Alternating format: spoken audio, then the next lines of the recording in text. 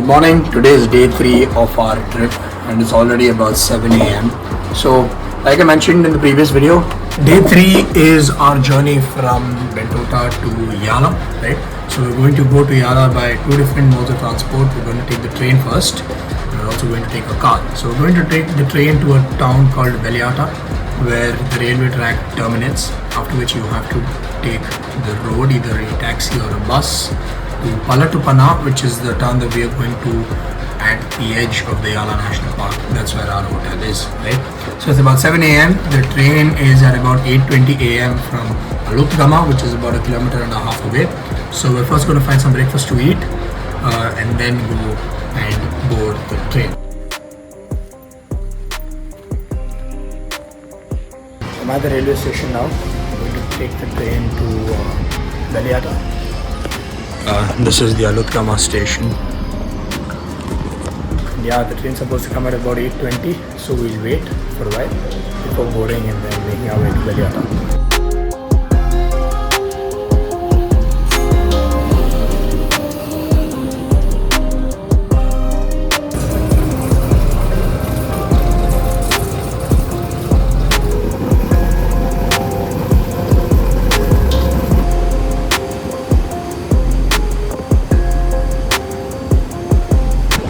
Boarded the train and now it's time to take a taxi to the place called Palatupana, which is where my hotel is. Now Palatupana is basically at the edge of the Yala forest, so I'm going to take a cab and it's going to take about 1.5 hours to 2 hours to go there. One thing that has impressed me about Sri Lanka is definitely the expressways. They're really well built, very well maintained, buttery smooth, and most importantly, the drivers that drive on this expressway have incredibly good lane discipline. As somebody who comes from India, I really expect to see this in my country, and even though I don't, I really hope this happens in the future. That being said, we reached our resort at Palatupana to have our lunch. Thank you.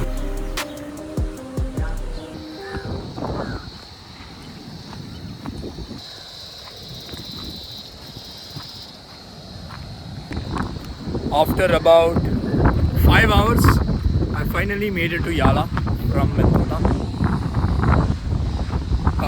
I took a train. I showed you guys the clips. Amazing journey right from Bentota all the way to Bentota. And from there we had an amazing road trip for about 2 hours with an amazing driver in a Toyota Prius across the highways, the countryside roads, some of the most touristy locations in the southern part of Sri Lanka. And here we are at Yala, at the edge of the national park. I'm staying at Nil Sisila, a small resort, very good location, right bang on the beach, right? So, if you can see, I'm just standing, that there is where I'm staying, and this is the sea, right? Now you can walk up there, get into the water if you want, you can enjoy as much as you would like to, right? The best part is there aren't many people, so there are very few tourists right now in the season that I've come here, but in general there are a lot of people otherwise. And the locals, well, because this is in the national park, there are no villages, so nobody's actually allowed to live here. But apart from that, that there and that coast is the eastern coast. So we're at the edge of the southern and the eastern coast is what the locals here tell me. And along that, if you go, you're going to go for a few 100 kilometers before you reach the northeast and the northern part of Sri Lanka, places like Trincomalee and eventually Yafu. Right? This is how we came actually. Like, I mean, you take a turn from the western coast where Bentota is, all the way to the southern coast, right from Mirissa, Matara, and finally here to Yala, right? So it's afternoon time, I haven't had my lunch, so I'll go have my lunch and I'll see you guys later on.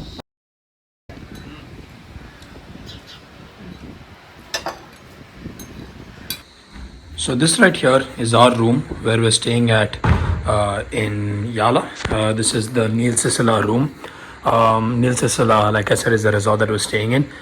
Very compact, very simple, and very well designed, right? In fact, to me, the washroom is something that is, hilariously my favorite. But yeah, very compact place to stay, and given the fact that you're going to spend most of the time outside, in the safari or in the park, this is a nice place just to spend your evening and the early mornings.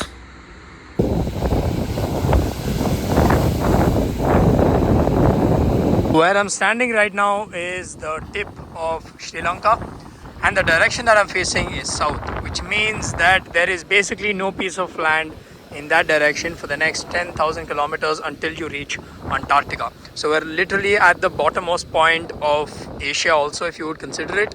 That way is southeast, and that heads towards Australia. So I was actually spotting 2-3 different planes flying at a very high altitude here, both of them from the Gulf towards Australia. So Australia is this way, Antarctica is this way, and this is southwest. So for a few thousand kilometers you don't have any piece of land until you touch the East African coast, which in this direction I'm thinking you're going to touch probably Tanzania or Kenya, very, very far down south, right? And this obviously that makes it north, which is the direction in which India is. Northwest of where I am is Bentota, and then basically the place we came from, and northeast will take you towards other countries or other parts of Southeast Asia. Now that and this entire area is the Yala National Park.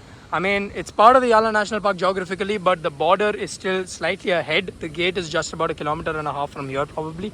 But yeah, apart from that, that's about it. This is the location. It's an amazing location where Neil Sisila resort is located. There is a new resort that's being constructed there. I don't know, maybe if I come back next time that's going to be ready. And far off there is a sand dune. So I'm going to climb on that sand dune and cross, and we'll see what is there. If it gets too windy, because I'm thinking it gets too windy, I might not be able to record and talk there. So I'm going to put some B-roll footage of that place after this clip. So this coast that I'm walking on right now is one of the cleanest that I've seen, and that's primarily because this is located on the national park. Like, this is the national park, and even though you might find small water bottles and cheap plastic, it's not because people have come here and disposed them off. It's because they've been washed ashore by the sea. That's because anything that goes in comes back. It's gonna feel like as if you're in a place which is uninhabited, where people have never stepped foot on. And it really is pretty much like that, right? Except my resort where I'm staying and a new one that's being constructed, there's basically nothing right on this coast, right? Until you reach the national park there. There are a few right down ahead, but they're not on this side. They're on the other side of the sand dune right there, which I'm walking to right now. But as far as cleanliness is concerned, as far as the peacefulness is concerned, there's nobody. Like, I'm literally the only one probably in this entire 3-4 kilometer stretch as far as I can see.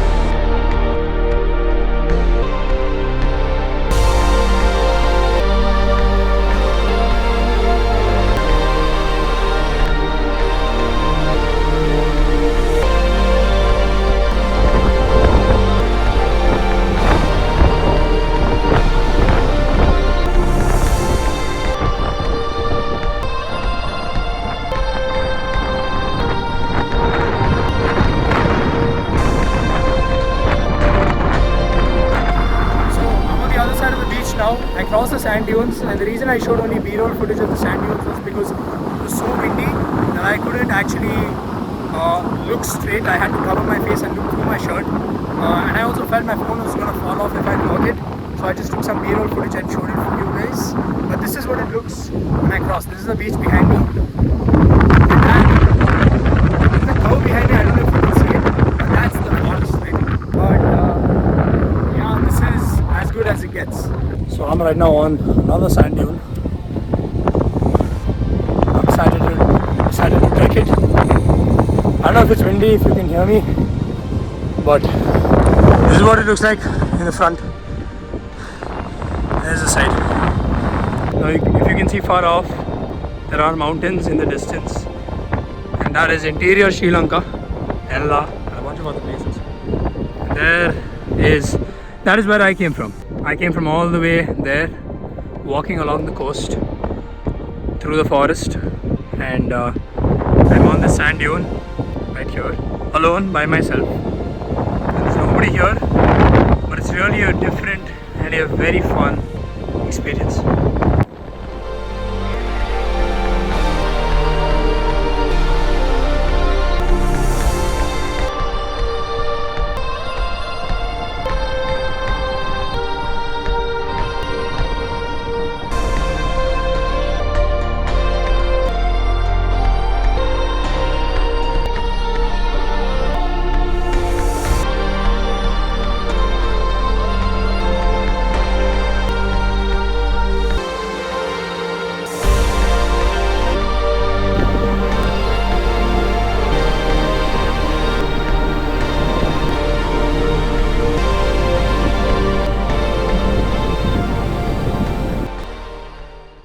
For some of y'all who are wondering, in one of the video clips, I was pointing out at a place by holding something like this. Now, this is a walkie-talkie. I actually made a review video of this walkie-talkie previously on this channel, right? This is something that I've had for the last 10 to 12 years and it still works in great condition. It's a Motorola two-way, so you actually get two units with this. So I have a brother, and anywhere I'm traveling with my brother or with my family or my friends, and normally in places like this where I don't have a SIM card which functions properly, or in places where you basically don't get strong enough signal, not only when you're traveling but when you're anywhere, let's say even in India, in a remote place where you don't have a mobile phone signal, you can use this to communicate with the other person, just let them know where you are. It's a way of establishing communication. It's got a decent enough range of about 4.5 kilometers if I'm not wrong, given there are no interferences. But if you've got interference like, let's say, radio interference or any of that stuff, it can cut down the range. But in places like where I am today, like Yala, if I was on the sand dune, my family was actually in the hotel, which was about 3 to 4 kilometers away. That's how much I walked away from here, and it was still functioning really, really well. So I'd recommend that if you're someone who really wants to establish good communication in places, especially if you travel a lot, then go for a pair of walkie-talkies. Not that I would recommend these alone, because these aren't being sold anymore. They're pretty old as it is, but you can still buy two-way radios which are sold, and you don't really need a license for them. Like this one, you don't need a license to operate it. So I'd say if you're traveling with another partner, if you're a couple, or if you're just going with family, just use this two-way radio. It keeps you guys in contact with each other even when you have the worst phone signal possible anywhere, wherever you are. So tomorrow's the day we're going for the safari early in the morning. 5 a.m. is when our jeep is going to come and pick us up. So we're going to get ready at about 5 a.m. tomorrow. Today was a fun day. It was the day that we basically traveled from Bentota all the way here to Paladupana.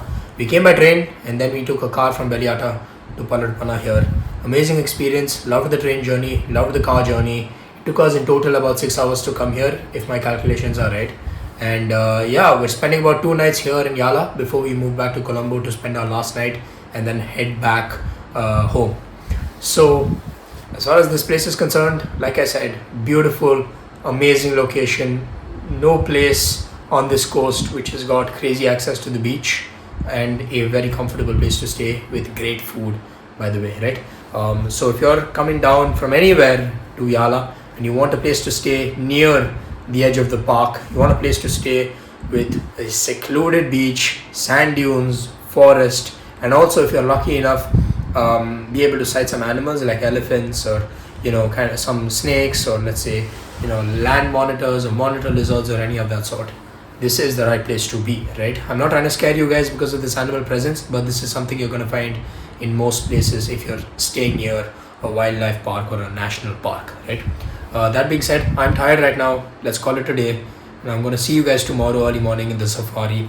I'm going to put that in a separate video on the same playlist. So far this playlist has been very entertaining for you. If you've liked it, don't hesitate to subscribe and like this video, because that really helps me, it supports me, it encourages me to make more videos like this for you guys, so that I can travel to different places and create stories for you, right? With that being said, thanks for watching this video and stay tuned for the next one.